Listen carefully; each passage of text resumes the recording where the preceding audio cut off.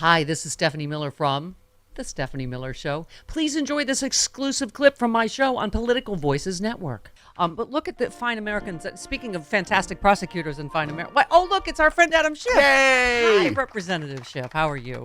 Um, Oh, good. it's so interesting. People either saying it's such a sad day for America yesterday and it's such a good day. I mean, it really was both, wasn't it? I think that's right. It's a sad day when you consider how low Donald Trump has brought the office of the presidency. But at the same time, it's an affirmation of the principle that no one is above the law. They're holding him accountable as they should.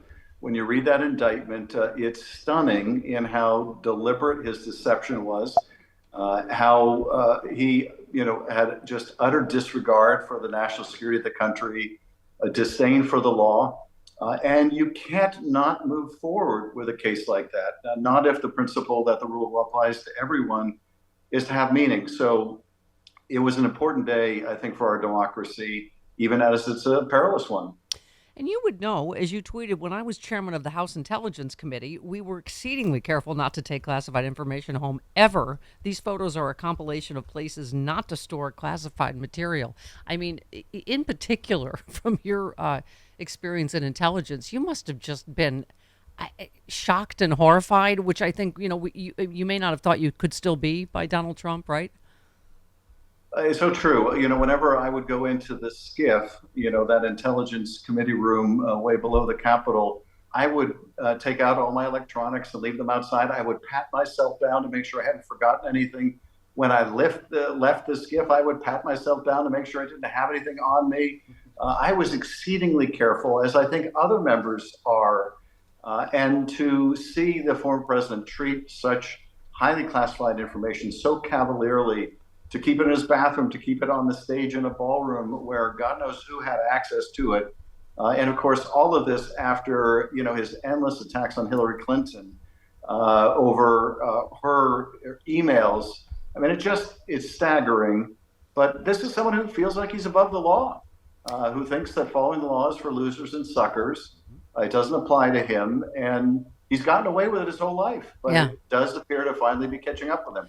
Well, you said it. It echoed your amazing speech, on the floor after the first impeachment. Was it the first or second? I lose track. First. First, pardon me. But you said Donald Trump didn't just decide one day at Mar-a-Lago he was going to lie, cheat, and steal classified information. This is who he is, and justice is being served. I mean, this is everything you warned about, isn't it, after the first impeachment?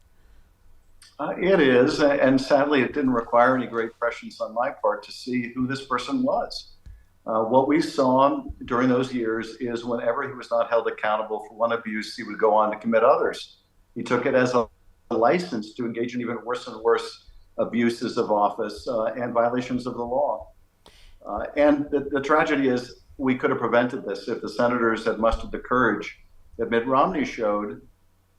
We would have avoided all the tragedy that was to follow, but they didn't, and now we're all paying the price for it. And Representative, this is what strikes me as we keep having this conversation, but it's even more stunning now on how this is this whole party. That I don't think the founders envisioned this. That here we are, you and I, sitting here talking about a former president that could be imprisoned and be elected president again. This is where we are because of the cowardice of this party. I mean, you just said Kevin McCarthy is threatening to use Congress to interfere in the federal prosecution of Donald Trump. I'll be doing everything I can in the Judiciary Committee to resist that. Trump has plenty of criminal defense lawyers. That's not the job of Congress. And now the party that just ran on Democrats wanted to defund the police, which was not true. They're talking about defunding the FBI, defunding the special counsel, right? I mean, Yes, yeah, and the ATF. They've got a whole long list. Sure. The party that was supposedly a party of law and order has become a party of unlawfulness and disorder. This is who they are, all in fealty to this most unworthy, disgraced former president. But sadly, as long as yeah. the Republican Party leadership remains this cult of the former president, we're not going to get the country back on track. I do think in next year's election, we'll have a chance to turn the corner. And that they will decide maybe to abandon him because he's a loser in addition to everything else. Um, Representative, first of all, they can't do that, right? I mean, they can talk tough because they know the Senate is not going to sign off on defunding the FBI. But there is just such a vindictiveness at the core because they're saying, well, we can stop the new FBI building at least. I mean, it's just a vindictive kind of, as you say, they're just acting as his defense counsel. Marjorie Taylor Greene says, and Jim Jordan say they speak to they speak to Trump every week, and that's where they got the talking points even before the indictment came down. And Marjorie Taylor Greene said the President Trump is very supportive of defunding the FBI. I mean, I can't imagine how you. I don't know how you react to all of this on a daily basis. I have had the same combination of emotions that I never thought went together until Donald Trump became president, and that is being shocked on the one hand and not at all surprised on the other. Every new abuse is met with an embrace by these MAGA Republicans in Congress. And, so many of them, the Marjorie Taylor Greenes and others, it's all for show. It's kind of a vile performance art for them. It's all to, get their name out there and become even more sensational. They have to, someone addicted, they have to continue to increase the dose to get the same high. They've got to say even more incendiary things all the time to get the same high. Yeah. And from their base and among their fellows. And as my beloved congressman, Yes. personally, it does kind of warm my heart how much you personally are the target so many times because you're obviously so effective. I mean, you tweeted today, Representative Anna Paulina Luna introduced a resolution to censure and fine me $16 million. Authors of The Big Lie are attacking me for telling the truth and holding Trump accountable. It's not just an attack on me. It's an attack on our democracy, the institution of Congress. And you say the vote will be to distract from Trump's indictment and retaliate against me for impeaching him. Period. That's all they're about is vengeance at this point. It is. And, it is flattering on the one hand that they've made me such a monster among the extreme MAGA crowd. They do think I've been effective in pointing out all the corruption of their party leader. Of course, it's not going to stop me. I'm going to continue to speak out. I'm going to continue to do what's necessary to hold them and Trump accountable. But they are trying to not just intimidate me, but they're trying to intimidate others. Yeah. They're basically trying to say anyone who stands up to our would-be autocratic leader, they're going to go after in various ways. They're going to seek to censure and fine them into submission. Sadly, McCarthy is such a weak leader that he puts stuff like this on the House floor. And it's apparently part of the bargain. The latest over their failed effort to do the business of the House. This is another sop to the MAGA crowd. Yeah. Well, let's censure Adam Schiff. We'll censure Adam Schiff if you let us pass this repeal of Biden's regulations.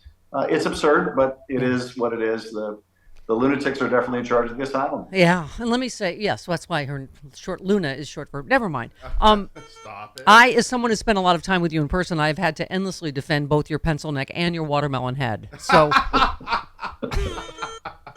It's a tough balancing act. Yeah. It really is. So I know you are someone, Representative, who, like many of us, have been very impatient about the pace of justice and whatever Merrick Garland is doing.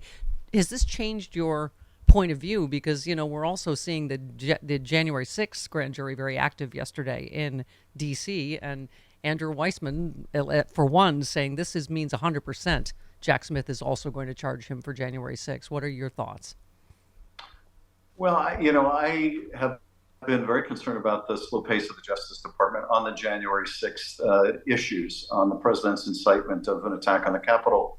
Those are the most serious charges. And the Justice Department waited a long time to go after anyone but the foot soldiers who broke into the Capitol and assaulted police officers that day. I do think there was a turning point when Jack Smith was brought on. Then there seemed to be a real energy directed at finishing the investigation of the higher-ups. I'm not as confident that it will lead to charges. I hope that it will, because I think the evidence supports that. That was the conclusion of those of us on the January 6th committee, that we believe that Donald Trump violated numerous laws in connection with that effort to stop the peaceful transfer of power. But I am encouraged that they developed such a powerful case against the president, the former president, over Mar-a-Lago and the willful obstruction of justice, the willful retention of these national security documents. I hope they will finish the January 6th investigation in a timely way now and make a decision on charging, because to me, that is the most serious Yeah. set of offenses.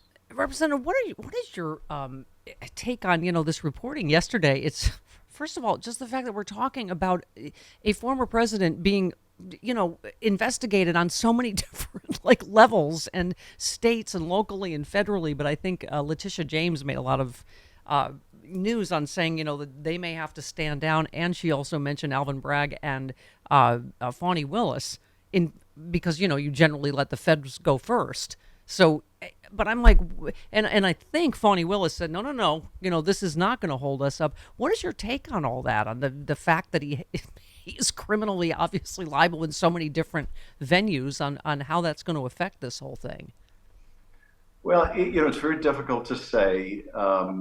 I think that what the Georgia prosecutor may be saying is it won't stop her from bringing charges. Yeah, Now, whether it would result in a delay of a trial in Georgia or a trial in New York, I think it is pretty likely that they defer to federal prosecutors to go first. yeah. That's not a guarantee, and it's a kind of a rule of comity between the offices that you let the feds go first. And here Trump drew a very favorable judge from their point of view. And if they want to delay the case, this judge might just let them delay the case. If the state cases are going to follow the federal case and the federal judge allows the federal case to be delayed, then this could push all of these cases off into the future. So that's the risk, that he's not held accountable in a timely way.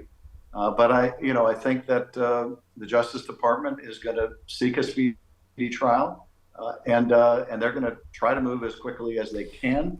Well, we'll have to see, what the judge ultimately rules on that. Couldn't it be the opposite? That if you can't get Eileen Cannon recused and that is delayed, wouldn't that be an opportunity for the local to go forward, whether it's Georgia, Alvin Bragg, or Letitia James? That could be. That certainly could be. I mean, if, for example, the federal judge puts this off for a long time, then Georgia or New York could say, well, we're not putting it off that long. And if you're going to put your trial off that long, then we can go forward with ours Yeah. because it won't interfere in your case. I'm So hoping that there. could very well happen. I'm hoping there's not a benefit to committing so many crimes. People cannot keep straight when and where to Yeah. charge you. What a time in America. Representative Adam Schiff, I'm grateful for you every single day, but in these times, even more than ever, keep fighting the good fight, and we talk to you soon.